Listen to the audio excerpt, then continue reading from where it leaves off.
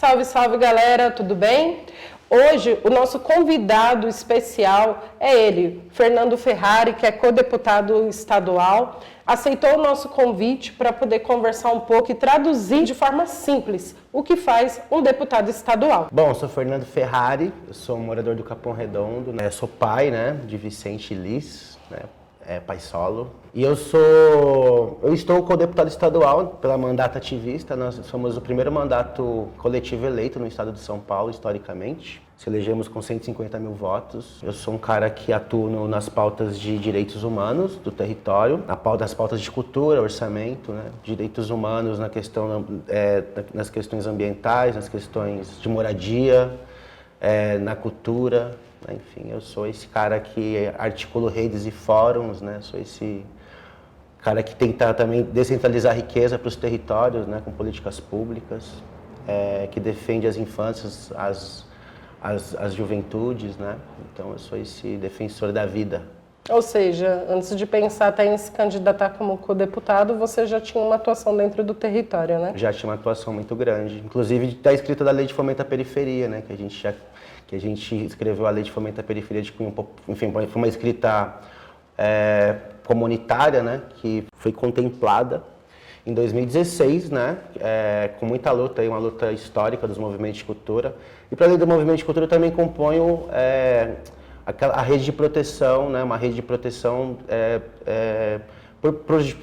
para aquelas pautas de jovens que são presos de forma injusta, jovens que são presos de forma forjada, jovens que são assassinados também pelo Estado. Então a gente também acompanha esses casos, para além dos casos pontuais do território também, como as lutas históricas que a gente acompanhou durante muito tempo, que eu acompanhei, como a duplicação da estrada de Embu-Mirim, a própria luta do metrô, enfim, daqueles grandes travamentos que fizemos lá em 2012, 2013.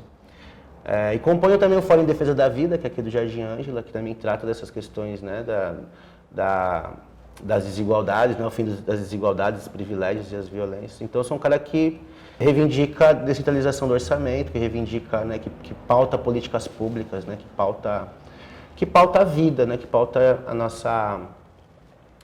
nossa forma de viver, como também é isso. Eu me coloco também como um sujeito periférico, eu sou um cara que... sujeito periférico é aquela pessoa que foi ou não para a universidade, mas que é morador do território, que mora no território e defende o território em políticas públicas, em descentralizar, orçamento para o território, em pensar nas políticas para o nosso território, em todas as áreas, no transporte, na habitação, na saúde, na cultura, na assistência. Legal, Fernando. Então, a pergunta que não quer calar, que é uma das coisas que a gente fez o convite para você e que nós gostaríamos que você desmistificasse, porque muitas pessoas não conseguem compreender, não entendem, não tem isso muito palpável, O que faz um deputado estadual? Qual que são as suas responsabilidades e os seus deveres a partir do momento que ele é eleito pelo povo?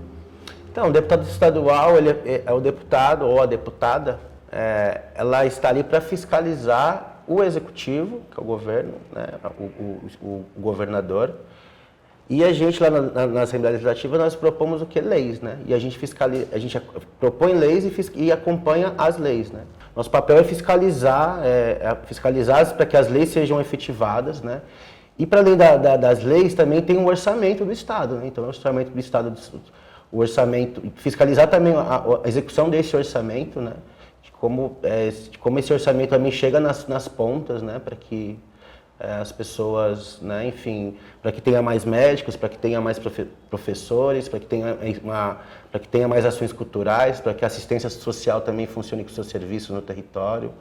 Então é isso, assim, nossa função ali é fiscalizar para que o executivo, que é o governador, cumpra suas obrigações de campanha. E o que uma pessoa que pretende votar, o que ela precisa olhar e observar para ela compreender se ela pode ali confiar o voto dela naquela pessoa que está ali se propondo a estar naquela frente, como deputado estadual ou não? A primeira coisa, acho que é importante falar que, para além do votar, é preciso também acompanhar, essa pessoa que você votou. E também tem uma outra questão que essa pessoa que você está votando, às vezes você pega um papelzinho na rua, e vota. a pessoa que está votando muitas vezes não defende seus interesses. Então, assim, votar também tem aquela questão de você vai votar na pessoa que você tem alinhamento, você tem que ter um alinhamento mínimo, né, uma aproximação mínima daquilo de entender quem é aquela pessoa, o que ele faz. É um cara que é uma deputada, um deputado que está discutindo, por exemplo, as infâncias, está discutindo vaga de creche, que está discutindo construção de hospitais, que está disputando a defesa de uma educação de qualidade, porque o que nós temos na Assembleia Legislativa hoje é uma Assembleia totalmente avessa ao povo paulista. Quem é a maioria na Assembleia Legislativa hoje? São homens ricos e brancos e que trazem quais pautas? A segurança pública, né, na sua grande maioria, que são ex-policiais que estão ali exercendo essa função de deputados hoje. Você tem uma outra pauta que é do agronegócio, e você tem uma outra pauta também que a grande quantidade de evangélicos que estão ocupando esses cargos e que a gente sabe que que fazem essa velha política. Que velha política é essa? Essa velha política dos acordos, né? Então, por exemplo, existem deputados que se candidatam que são pobres como eu, que sou um morador do território, que decidi ocupar esse espaço para dar continuidade a essas demandas territoriais que eu já venho disputando e já venho acompanhando há quase 15 anos. E tem esses deputados que estão chegando agora ou não, enfim, né, que não tem nenhum histórico, pessoas que surgiram do nada, né, pelas redes sociais e que você acaba votando numa pessoa que você não sabe nem quem é e que no final essa pessoa acaba te prejudicando. Então, por exemplo, você vai sofrer depois com os cortes, né, com as reformas trabalhistas que estão sendo impostas, você vai sofrer com a falta de médico, com a falta de água, com a falta com a fome, né, nossa população vive no estado de fome hoje, né, um entre quatro brasileiros está passando fome no Brasil hoje. Então, assim, ter essa consciência em quem votar. Votar com a consciência de que essa pessoa ela defende a vida ou defende a morte. A pauta é essa. A segurança pública é uma pauta importante, mas que segurança pública queremos?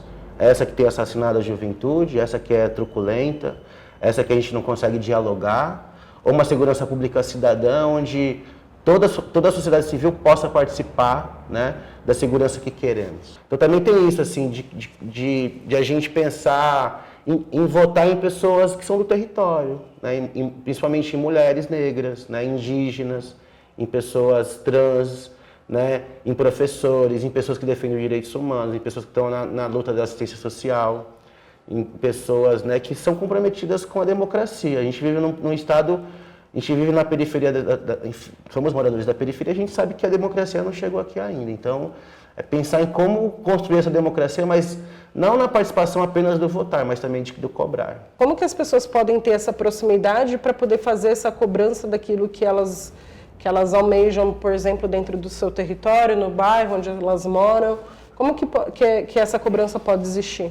Há uns 30 anos atrás, né, falando um pouco dessa luta histórica, porque assim, os equipamentos, né, públicos não surgiram do nada nos nossos territórios, né, houve muita luta, né, então assim, para se construir, por exemplo, o Hospital de Imeboimirim foi via ação civil pública, né, pelo Fórum em Defesa da Vida, né, então assim, para se construir as creches aqui do Jardim Ângela, da Imeboimirim, né, os UBSs, né, os serviços, né, da assistência, foram todos via ação civil pública. Então, assim, as pessoas se organizaram num fórum e nesse fórum eles moveram uma ação civil pública para que tivesse um hospital no seu território, por exemplo, né?